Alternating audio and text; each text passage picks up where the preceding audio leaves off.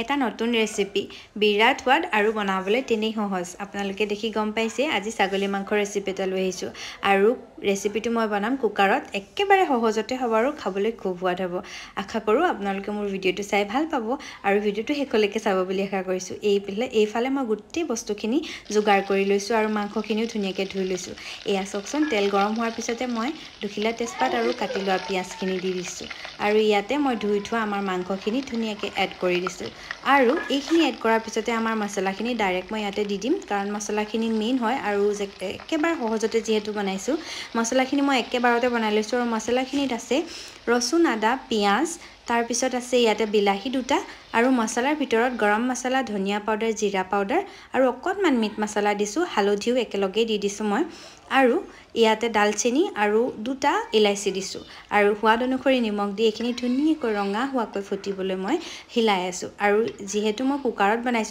বনাইছোঁ যদিও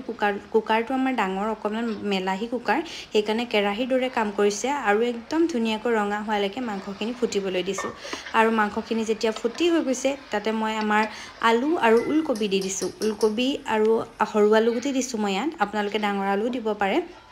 আৰু এইখিনি চাওকচোন প্ৰায় সিজা হৈ গৈছে আলুখিনি আৰু ওলকবিটো আৰু আপোনাৰ মাংসখিনিৰ পৰাও ধুনীয়াকৈ এনেদৰে তেল ওলাইছে বহুত দেৰি ভাজিলে আচলতে অকণ দেৰি পিছত হিলাই যদি এনেকৈ ভাজি থাকে মাংসখিনিৰ পৰা বেছি সোৱাদ ওলায় বুলি মোৰ শাহুমায়ে কয় আৰু সেইমতে মই সকলোখিনি চব্জিও বনাওঁ আৰু খাবলৈ সঁচাকৈ ভাল হয় যিমানেই মাংসটো যেতিয়া আপুনি ভাজি থাকে হিলাই তেতিয়া সিমানেই বেছি মানে আপোনাৰ সোৱাদ হয় বুলি কয় আৰু এয়া মই উতলা গৰম পানী দিছোঁ আৰু মাংস সদায় হেনো বোলে উতলা গৰম পানী দিব লাগে এইবিলাক কথা মোৰ মা আৰু মোৰ শাহুমা দুয়োৱে শিকোৱা দেই আৰু এয়া চাওকচোন মই উতলা গৰম পানী দি হোৱাৰ পিছত আমাৰ তেজপাত দুখিলা যিহেতু ইহঁতৰ কাম হৈ গ'ল উঠাই দিছোঁ আৰু উঠাই পিনি কুকাৰটো ধুনীয়াকৈ বন্ধ কৰি ইয়াতে চিটি আহিবলৈ দিছোঁ এইবাৰ আপোনালোকক দেখাইছোঁ মোৰ আপোনালোকৰ কাৰণে মই আগতে এটা ভিডিঅ' দিছিলোঁ ভিডিঅ'টোত মই ধনিয়াখিনি কেনেকৈ বহুত দিন ফ্ৰেছ কৰি থ'ব পাৰি সেই বস্তুটোৰ কথা কৈছিলোঁ যিসকলে ভিডিঅ'টো নাই চোৱা সেইসকলে মোৰ প্ৰফাইলত গৈ চাবগৈ পাৰিব আৰু এইখিনি আপোনাৰ ধনিয়া আপোনালোকে বিশ্বাস কৰিব নাই নাজানো এইখিনি প্ৰায় এমাহ মানেই হ'ব হ'ল 15-20 দিনমান হৈ গ'ল এমাহ নহ'লেও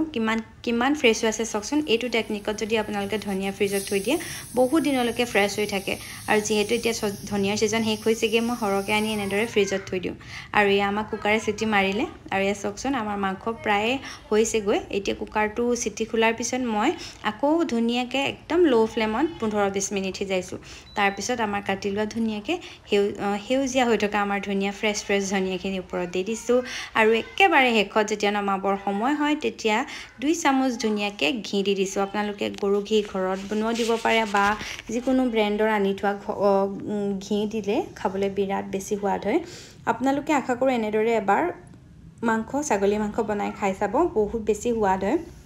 আৰু ইয়াতে আপোনালোকে ধনিয়া নাথাকিলে কচুৰি মেথিও ব্যৱহাৰ কৰিব পাৰে কচুৰি মেথি দিলেও বহুত বেছি সোৱাদ হয় ছাগলী মাংসত কচুৰি মেথিটো বহুত ধুনীয়া লাগে কিন্তু মই এতিয়া যিহেতু ধনিয়াৰ ছিজন ধনিয়া দিয়ে খাইছোঁ বাকী এয়া আমাৰ আজিৰ কাঁহীখন ৰেডি হৈ গ'ল